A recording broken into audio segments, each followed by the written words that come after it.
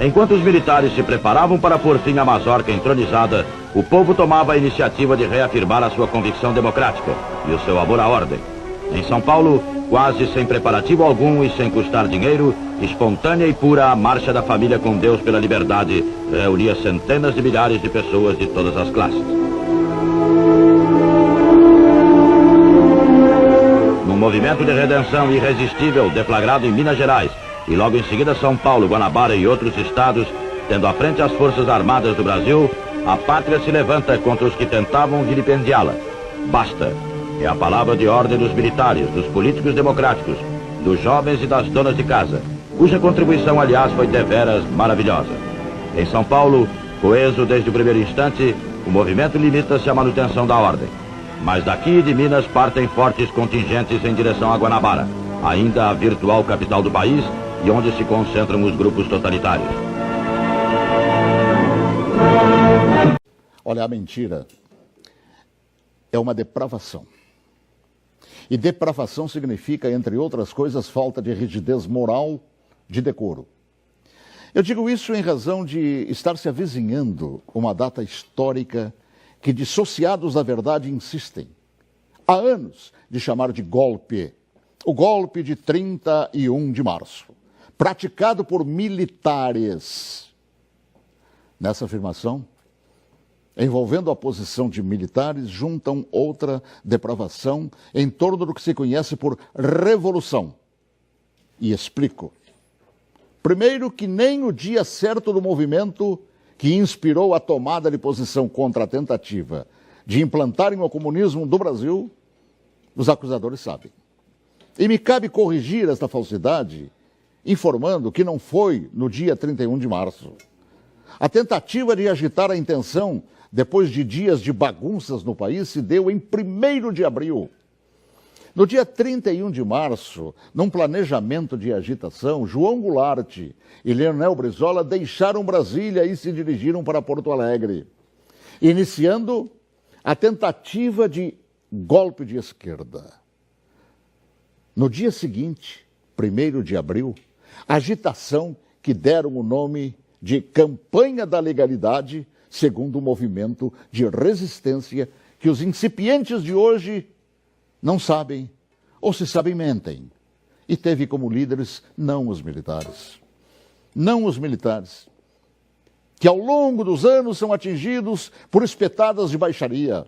A liderança daquele movimento revolucionário pertenceu a civis que inspiraram o povo brasileiro a sair às ruas aos milhares em todas as capitais, em passeatas que ficaram conhecidas como Marcha da Família com Deus pela Liberdade. E os civis que promoveram e lideraram a revolução foram os governadores, civis, repito, do Paraná, Ney Braga, de Minas Gerais, Magalhães Pinto, da então Guanabara, Carlos Lacerda, do Rio Grande do Sul, Hildo Meneghetti, de São Paulo, Adhemar de Barros, de Santa Catarina, Celso Ramos, além dos jornalistas Roberto Marinho, do Globo, e Assis Chateaubriand, dos diários e emissoras associados, esta última empresa para a qual eu trabalhava.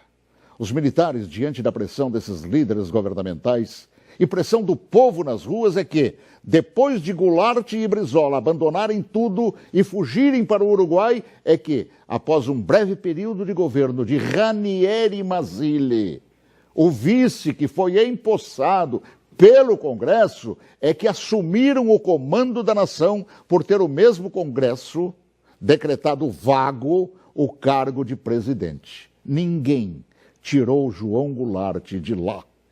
Ele é que fugiu. Eu ouvi fugir. Assim, é um depravado. Todo aquele que mente sobre o que chama de golpe. E que foram os militares que assim determinaram, pois golpe é o que queriam os sociopatas implantar. E rótulo de depravados, tanto aqueles como os que hoje repetem a mentira por uma razão, uma simples razão. Era eu, o locutor, que foi obrigado a entrar na marra no estúdio da Rádio Farroupilha naquele 1º de abril. Conduzido por Goulart e por Brizola. Eu fui sequestrado e testemunha ocular da história, talvez, quem sabe, a última no Brasil, e ali ficado na cadeia de rádio chamada Cadeia da Legalidade. Eu fui nomeado oficialmente por Goulart e Brizola, lendo ofícios redigidos e patrulhados por um bando de agitadores. Eu acompanhei toda a história, também depois, através do tempo, e todos os seus capítulos não cabem aqui. Mas digo mais, todos os jornais brasileiros apoiaram os governadores civis, líderes daquele movimento, assim como apoiaram os militares depois que assumiram para botar ordem no país. Todos os grandes jornais brasileiros, com exceção do chamado Última Hora. E os militares, após assumirem e resgatarem a ordem atropelada pelo comunismo, transformaram o Brasil, naquela época da 49ª economia do mundo, na 8ª economia do mundo.